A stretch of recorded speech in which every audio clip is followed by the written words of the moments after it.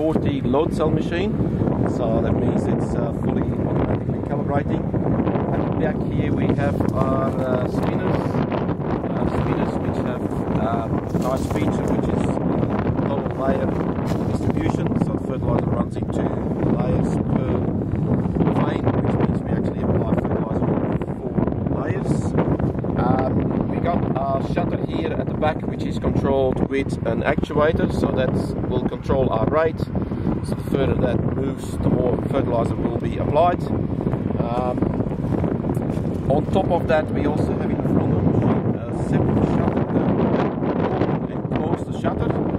So we have basically a backup system. We have a shutter that will open and close the shutters like on the headlamps, which is very quickly, while the rate actuator actually stays where it is and doesn't need to go all the way back to 0 when you turn the machine off, and then back to wherever it was when you turn it back on.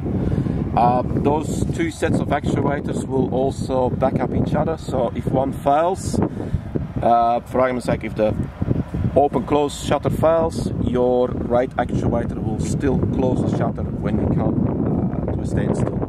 So you never end up with a machine that you can't shut off. If we have a look on this side, of the machine, we have the adjustment of the drop chute, which is just a handle we move to a scale. If we move this handle, you can see on the bottom there that the drop point is changing, and that is what we are going to use to adjust our working width and our spreading pattern. So once we've got the discs on there with the vanes we require, the spreader will always run at 540 PTO, and then the only other thing we need to do is adjust the working width here according to the product and whatever. The site here also has a decal on it, which is a QR code. If you got an app on your phone, you can scan that code, and then automatically your mobile phone will take you to the Ferti website from Selke, and you can get all your settings there for your machine. The machine is also made what I would call idiot proof. You never can mistakenly swap the settings for your rate and your width, because the scales on the dials are all different. So the width goes from 100 to 160, the rate goes from 0 to 100. So if you have 2 settings, one's 130, the other one's 50, you can only do the 130 on this one and the 50 on your rate, so there's no way you can mix that thing up.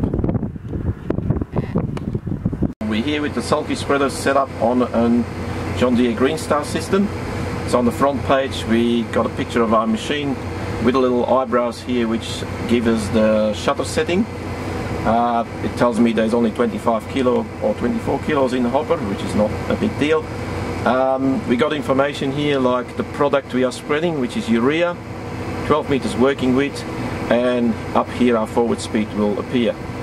We have a number of buttons here that have to do with tri-board, which is boundary spreading, load cells. The main buttons we're going to use today is start and stop, and the stop and go. And the stop and go, when that is active, we basically allow the spreader to look for the task controller, which means that we'll have automatic on and off of the spreaders, or of the shutter, sorry.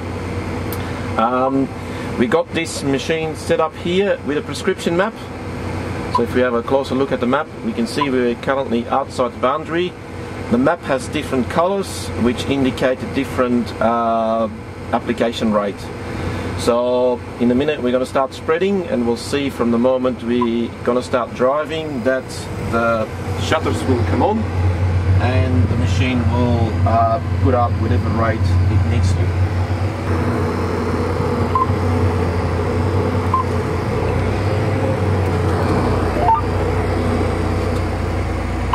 We've turned our machine on.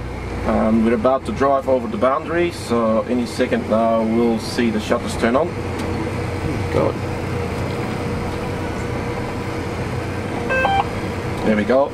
So we got our application rate. The rate is in green, that means it's working with the prescription map. If it's blue, it means it's not looking at the map, so if you have normal operation.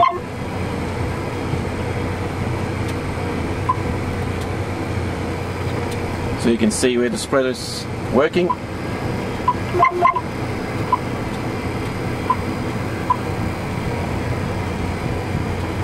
And in a minute we're going to cross from one zone to another, so we're going to go to a different color of map, which means we are actually going to go to a different rate. So if you go back to the spreader, see we've gone to about 130 kilograms per hectare now. 150.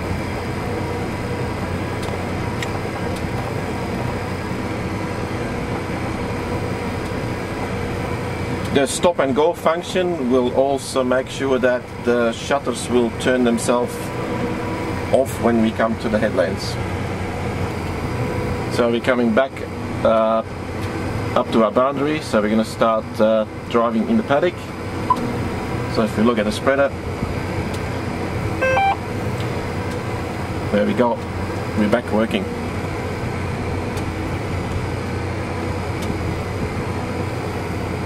If we drive over an area which has already been spread, so we're just going to turn left here, you'll see the overlap that's appearing, and you will see the spreader starting to react to that. So first it will turn off the left hand side, there we go,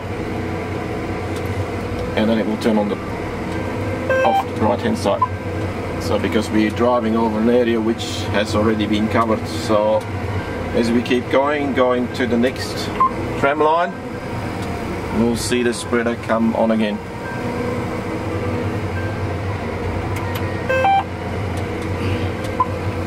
There we go, one side's back on. Okay, so we're coming up to our boundary, so once we're over the boundary, the spreader's turned itself off.